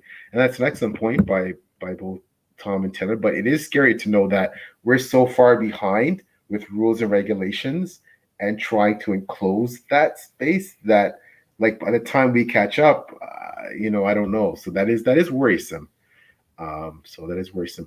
I quickly want to mention, I'm not sure if anybody has, I'm guessing if anyone, maybe Taylor has, because she's a big Sando fan. I'm not sure to what extent the rest of you have. There was an article on Wired featuring, we all know what I'm talking about. So yeah, what do we think about that? I already made my opinion is on Twitter, and you'll be able to read it. It's like one of the first comments to that article, actually. It's disgraceful, honestly. It's I'm not expecting like everyone to write a puff piece, right? But whatever. What I had an objection to was this writer. I feel like he already kind of had his article written, right? And no matter what, he was going to write that article. Like he obviously has something against, Brandon Sanderson's fans or fantasy fans in general. He's got them all pigeonholed as like smelly, con goers or whatever. And he was just going to write that article. And what really was egregious to me was the fact that, Brandon Sanderson opened his home up to this guy, right? Sat down with his family, right? Had dinner with his wife and kids, hung out with his kid, right? And then to write that article is just there was no reason for the vitriol, or there really wasn't. It's like, and like I said, I'm not a Brandon Sanderson fan. I don't really like his books. Okay, I'm just going to come right out and say it. But to write an article like that and to call yourself, a journalist or a reporter or whatever you are is just, in my opinion, I found it disgraceful, and I said so. I just not right. And he doesn't need me to defend him because you know what? He's got tons of money. He can just, whatever. Like, and I thought the way he responded was really classy, and it wasn't the way I responded, and I got fired up. And I'm not even a Sanderson fan, but yeah, I thought the fact that he opened his home to him and just like, you know, to just take the personal shots that he did and to make fun of his religion and all the other stuff was just, it's so unnecessary, and it just really rubbed me the wrong way. There, did I tell you how I felt? Well, as someone who's on the opposite end of the fan spectrum, I love his works. But what frustrated me was the pushback when people were defending him, saying, you just don't like that he didn't like Sanderson. It's like, no, that's not the point. People who are fans of Sanderson, like me, we are so used to hearing that his prose sucks. We're used to it. We're used to hearing that his writing is not good.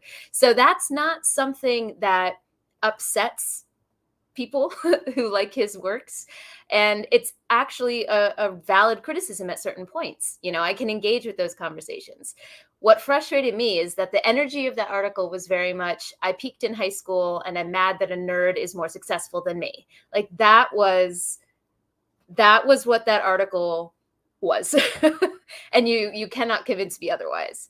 So I think it was the spirit of it that was so angering for myself and Nick as well, and most people, because when you're reading it, you're like, did I just read those words with my eyes? Did he just say ill-fitting blazer for just say blazer? Like, why did you have to put that descriptor in there? You know, That's so surprising. I always thought Sanderson's blazers were quite well fitted.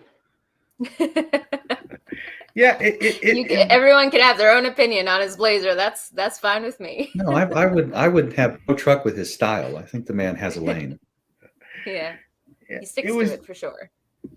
It was just so, and you know, for me, religion is always one of those hot button topics. It is for a lot of people, and that journalist going after, essentially going after Sanderson, Mormons, Salt Lake City, anything to do with Mormons, and basically equating to say like, well, your writing is really a cult because I think the Mormon religion is a cult, and that's all you're doing. You're just kind of regurgitating it's all analogous to the Mormon religion, and that's what, like, that really was offside. Like that was like, I mean, I felt of all the things you guys already aptly pointed out. I mean, you were embedded with the man's family. You're hanging out. You're staying at his place. You're eating with his, like it was. But of all the things, that was all horrible. But of all the things that I for me personally, I really took offense to was that, you know, hey, listen, if you have an issue with a religion, okay, that's fine. Like you're entitled to your opinion.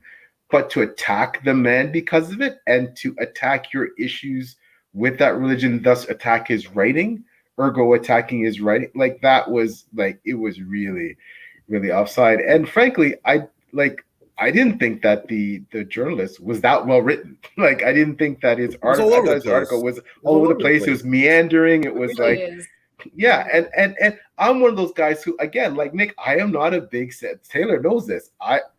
We're going to be doing a deep dive thanks to Taylor. She's going to be hearing some people who know Santa La Bear going to bring me through the universe, and I have read one book. There's a lot of great things about it, but I'm not an uber Sanderson fan. But it's not about that. I really, it was so much like Sour Grapes, because as aptly that the journalist did point out, this is one of the most successful writers of the planet. Oh, but he's a successful writer that nobody heard about. Well, that's kind of a contradiction there. Like, you know, the man is one of the most successful writers of the planet, fantasy or otherwise.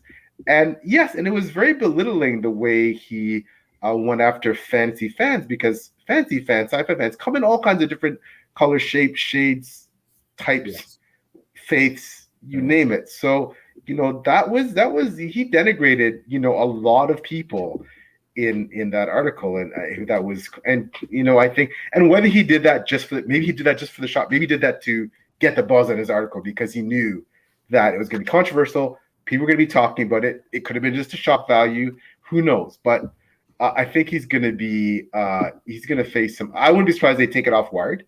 I wouldn't be surprised if the editors eventually just yank that, and you know, because it was so offside. It was so offside. Well, it hasn't been taken down yet, which I don't think any of the editors have even read the comments to any of their tweets, because there's just this like stream of tweets and none of them respond. Like, it's almost like they threw the tweets out and just like went on vacation and were like, the heck with it. But when I first read the article, I actually thought it was a joke.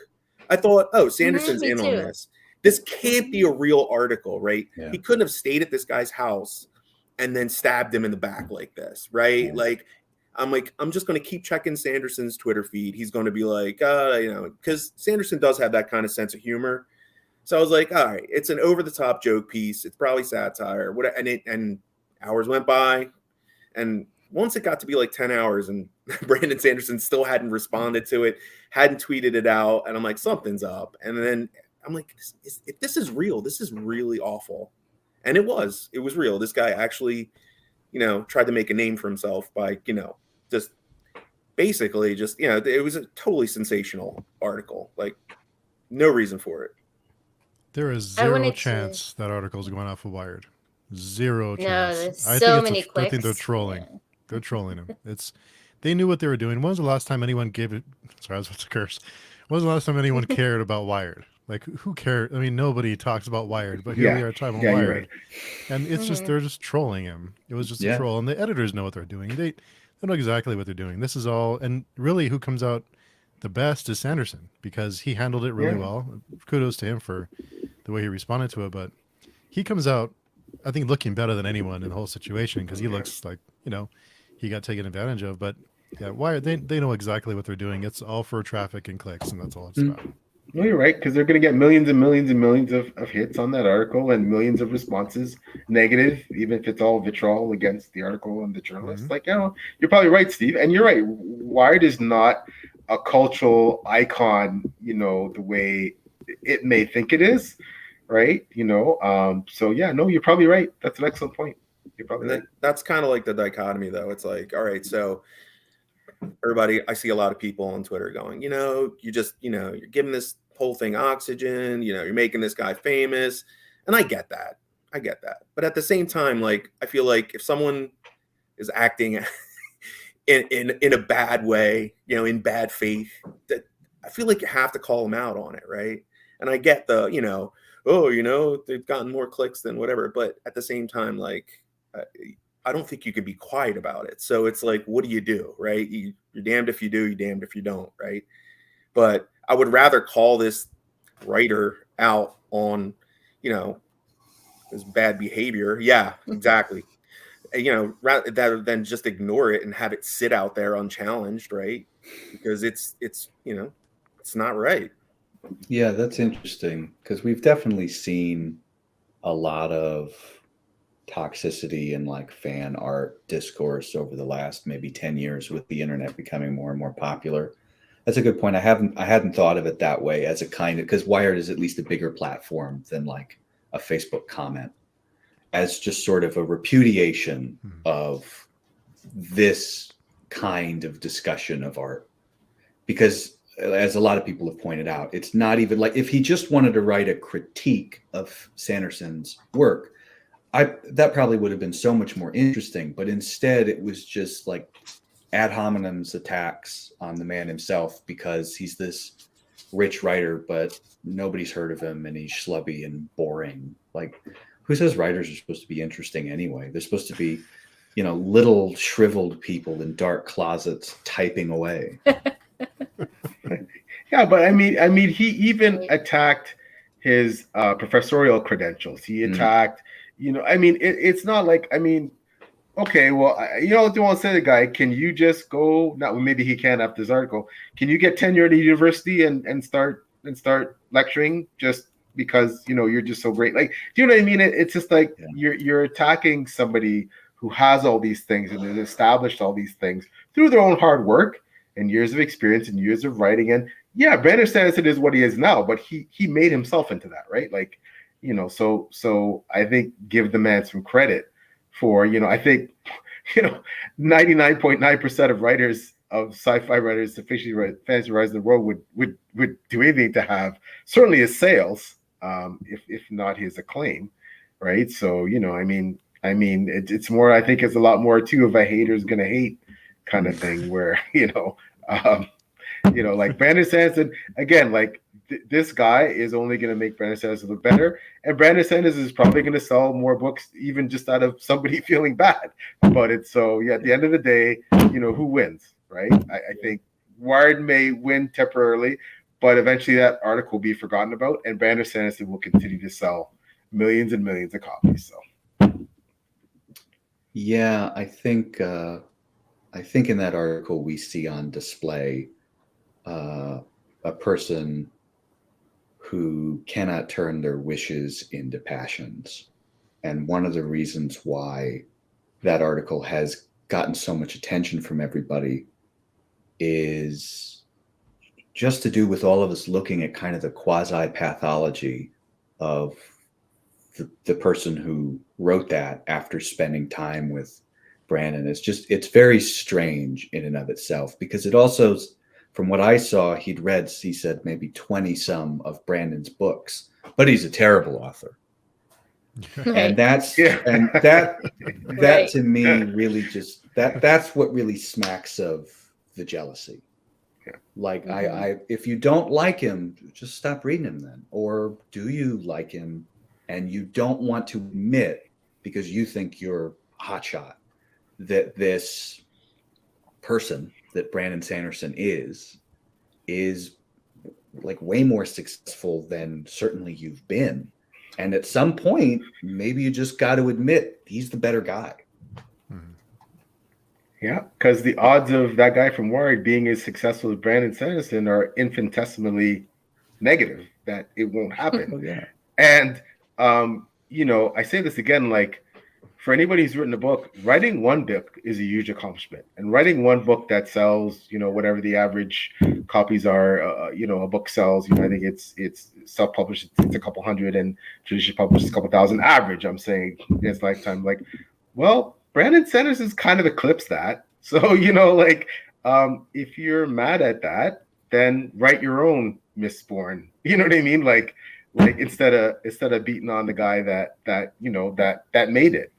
Right. So I feel like for me it was a larger scale example of when we talk about how to not review a book. If you want to go small scale, when you review a book, you don't talk about the author. You talk about the work that you're reviewing. And this was just a big example of that, and how that shows more about the person writing it than the person they're writing about. Because when I was reading the article, the whole time I was like, okay, buddy, you got some internal work to do. Like, my reaction was about the author, not Brando Sando. Because when you get enough into the article, you're like, okay, I'm just not going to believe anything this guy says, because clearly he has an agenda. So the rest of the article was just me cringing at this guy. Like, I think someone needs some therapy. Like, I don't know what you're going through, but you put some stuff on this page. I don't know if you want the world to see.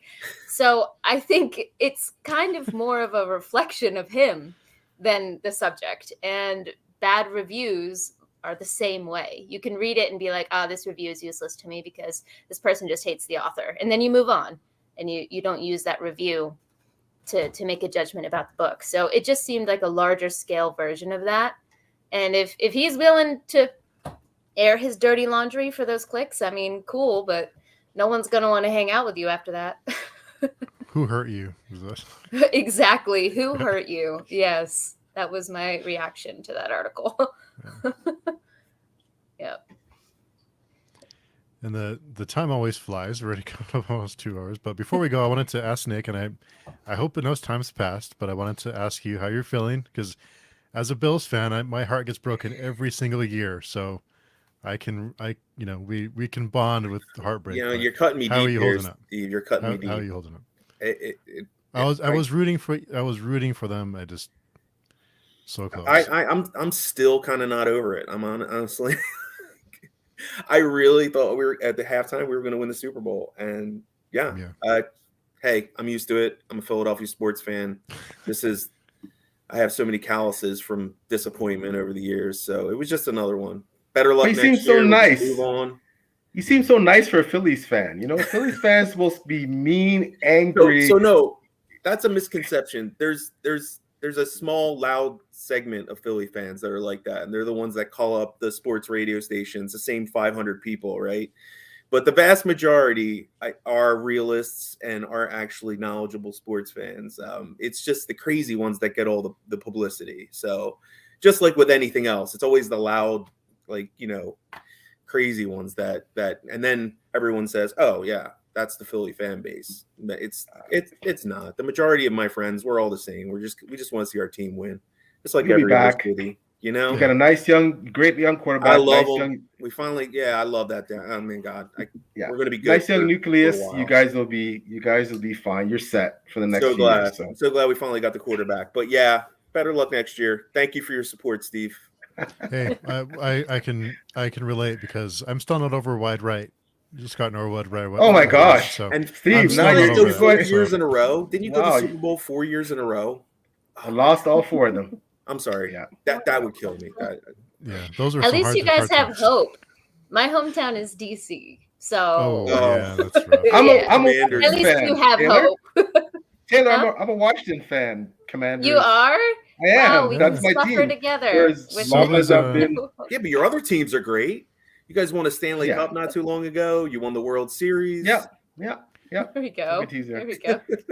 Our friend That's- Chris is a Commanders fan too. Oh, is he? Yeah. Hmm? Okay. Oh, I knew I really? liked. From I all the knew way I from liked him. Scotland. Yeah. I knew I liked him. Look at that. Okay. Awesome. What about you, Tom? Are you a sports fan? I'm not a big sports fan. To tell you the truth, this is kind of funny, Taylor, because you're in Japan. Is about 10, 12 years ago, I started watching a lot of sumo on YouTube, Mm. and I got into the sport. And the great, record-breaking Yokozuna Hakuho recently retired, and so the sport will never be the same. We've just slowly all been trying to pick up the pieces ever since then. Ever since, yep. I've been extremely lucky to be able to sit in like the courtside seats at one point. Oh, have you? Yeah, we had a friend who has those seats, and those seats are always on TV, so you have Yeah. to fill them. And he was like, "I can't make this weekend. Do you want to go?" And I was like, "I volunteer as tribute." Like I went for it. So it's to experience it that close. It's like two mountains meeting. It's incredible. Oh yeah, crush me, I almost giant got man. squished. Oh, Yeah, you did. I almost Oh no. did. I almost did. Yeah, there was an old man in front of me who barely moved out of the way. It was. There's nothing blocking you from them, Yeah, I know. So It's crazy. it's an incredible sport. Yeah. And Alicia is originally from Philadelphia. Oh, so yay. there you go. Yeah. Some Okay. representing Philadelphia. But before we sign off, Nick, where can people find you if they're looking for you and your great reviews? Sure. My blog is Out of This World SFF, and I lurk on Twitter a lot. Nick Borrelli. My handle is at NICKRVWS. I don't like vowels, like I always say. But yeah, that's where you'll find me. Yes. And Tom, if someone's looking for you or to buy your books, where's the best place to find you? Oh, I am online on Twitter at Tom_Mock. And right now, that's really the best place to find me. And there's my book too link on there if you want to just go to my Twitter, and you can click through and it'll direct you to wherever you are in the world of Amazon. And you can pick it up there if you're interested. Nice. And those links are in the description, so everyone be sure and check those out. Highly recommended. Thank you. And yeah. And Taylor and PL, where can people find you? You can find me on my booktube channel, Made Between the Pages, written right here. I do page chewing with Steve and PL, so you will see the three of us together quite often. You can find me on Twitter as well. My Twitter handle and all of those links are always in the description of my videos. So I find that's probably just the best hub to go to. And on Before We Go blog as well, I am a reviewer and an assistant editor over there. So you can see my reviews on Before We Go blog. Very nice. And PL, where can people find you? Again, as Taylor said, beside you and Taylor on page chewing, both Friday Conversations and main page chewing, other page chewing, whatever we want to call it.